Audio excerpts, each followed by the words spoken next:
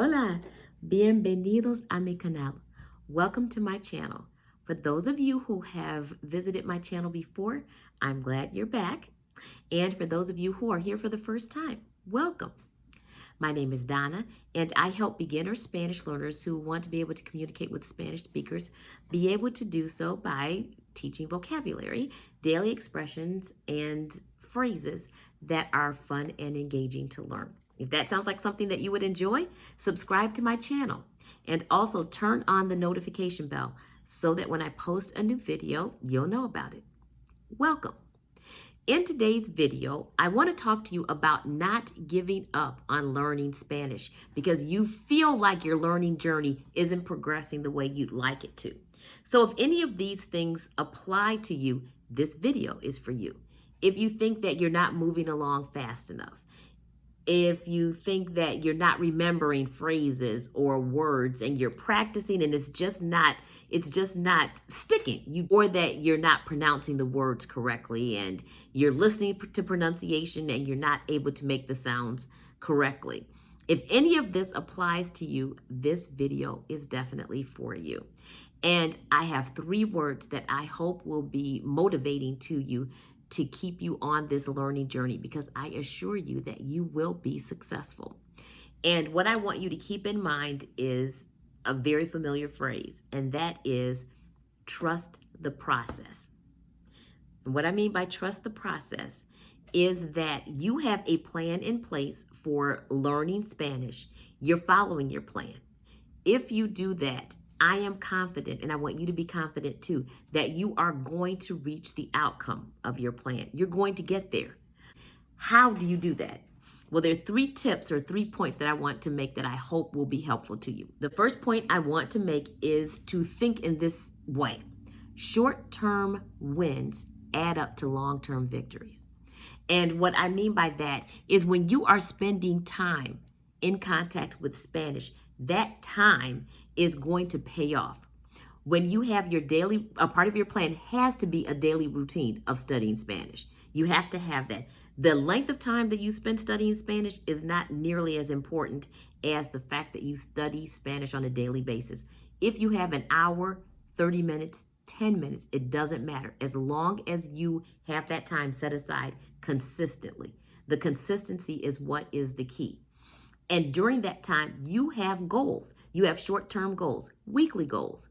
For example, let's say you're just starting to learn Spanish and you want to learn the Spanish alphabet and you want to memorize it. That can be one of your short-term goals. You're going to memorize the Spanish alphabet in a week.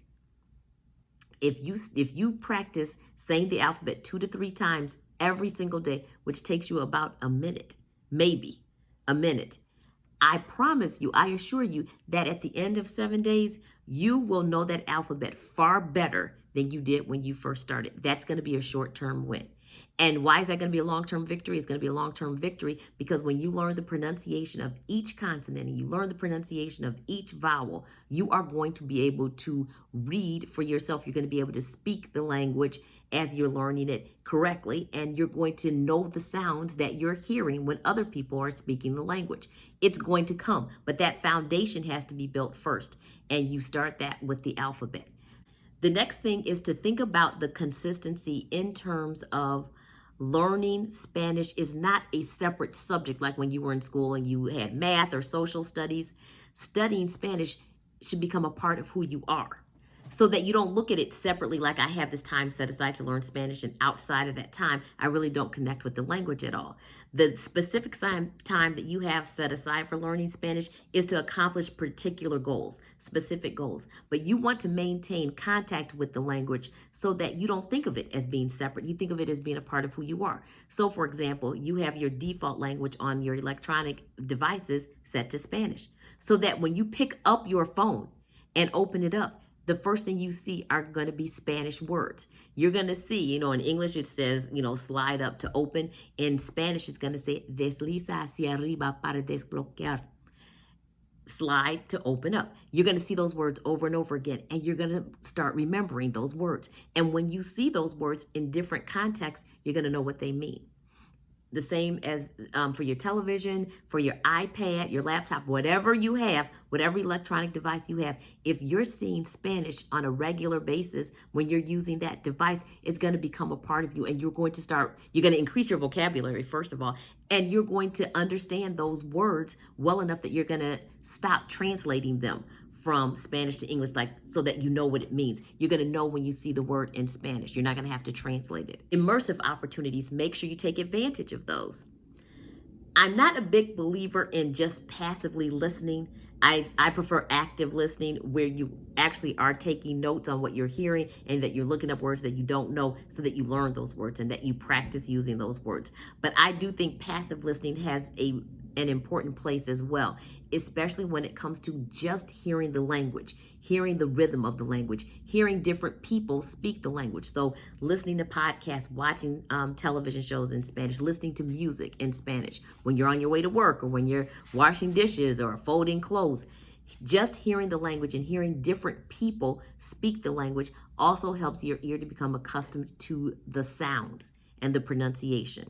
So doing that throughout the day on a daily basis is going to get you closer and closer to your goal. Short-term victories, short-term wins are going to add up to long-term victories. Keep that in mind. And just look at each thing that you're doing as a building block to that next step, and that is getting you closer to your goal. The second thing I want you to think about is embrace the struggle. You may think, oh my gosh, I'm having all these problems. I can't remember these words. I can't memorize the phrases. And these small struggles, and they're small struggles because you're going to overcome them, embrace them. And what I mean by embracing them is that you're trusting your plan, that the plan that you have in place is going to work and it's going to get you to your outcome. But during the course of that plan, while you're executing that plan, you may have to make some adjustments. And those adjustments are just as important as the plan itself. Because, for example, if you have a struggle with maybe pronunciation, you now need to do something about that. Like going back to the example with the alphabet, listening to different people say the alphabet, sing the alphabet. You may hear a certain song that just resonates with you, and it helps you remember the alphabet. So I can give you an example of a struggle that I had, and that was with this particular phrase, tener ganas de. In English, that phrase means I'm looking forward to, or I can't wait to, I feel like, for example, I feel like going to the movies. I feel like having a burger for dinner. I'm looking forward to going to my grandmother's house. That sentiment is what that phrase means. But for me, it just didn't resonate naturally with me because each one of those words means something different, and I just didn't associate it with that sentiment. So I was having trouble incorporating that in my conversation, and it is a commonly used phrase, and I really wanted to learn it. So I went online. I'm going to look at some of the teachers that I followed over the years and see if I can find a video that is about that particular phrase, and I did. Español con Juan, one of my favorite YouTube instructors, he had a video on that phrase alone. And in his video, he was talking about it's a matter of practice, to practice saying that phrase over and over and over again until it comes naturally to you. And he was just talking about all these different things, and he was saying it so fast. Tengo ganas de ir a la playa. Tengo ganas de ir al cine. Tengo ganas de ir a la casa de mi abuela. Tengo ganas de ir and he just went on and on. He gave so many examples, and I said, okay, I'm just going to do the same thing. And I just practiced it over and over and over again. So when I was talking to my teacher one time, and we were having a conversation about what we were looking forward to doing for the weekend, and I was really looking forward to going someplace. And I said, "Tengo ganas de ir wherever I was going." I can't remember where it was right now, but it just came out so naturally. And then I realized, now I get it. I am able to use this phrase comfortably, and it was a struggle for me, but I figured out a way to overcome it. You can do the same thing. Look at the resources that you have available, and there's so many now. There are just so many ways that you can overcome a struggle. Embrace the struggle. Look at it as an opportunity to adjust your plan, and then you incorporate that into your plan and you keep moving forward. Another example I can give you is when I was tutoring a student who was minoring in Spanish. She's in college, and she was having trouble with the double R. In Spanish, the double R makes the R, you have to roll your R. We don't do that in English. So that can be difficult for us as English speakers. So she was having trouble with that. We weren't working on the double R. We were working on something completely different. But when she was reading, she was having trouble with the double R. So I said, okay, we've got to focus on this and make an adjustment to incorporate practicing the double R in her learning. So I said, you know what? Let's look at some tongue twisters. En español la palabra es trabalenguas. Trabalenguas, tongue twisters. And you can find tongue twisters in Spanish that focus on a variety of issues. So one of them is the double R. So I got a couple of those and gave them to her. And I said, okay, we practiced that in our class, in our time together. I recorded it for her. And I said, okay, 2 to 3 times a day, you have to say these 2 trabalenguas over and over again. It's going to take you a couple of minutes. That's all. The next time we meet in 5 days, I assure you, your double R's are going to be much better. And she did that. She comes to class the next time. She was able to read those trabalenguas with no problem at all. And it was a significant difference, a significant improvement. So just making adjustments and looking at the resources that are available and using those, incorporate those when you're having struggles. Embrace the struggle, and you will be able to move forward and continue with your plan of action. So the last point that I want to make is trusting the process means you don't control the timing of the outcome. So don't spend your energy thinking about the outcome. Oh, I can't speak yet. I'm too nervous to talk to other people yet. Don't focus on that. Don't spend your energy on the outcome. Spend your energy on the steps that you're taking to get to the outcome. Those building blocks, that's what I want you to focus on. Focus on what you have, the goals that you've set on a weekly basis.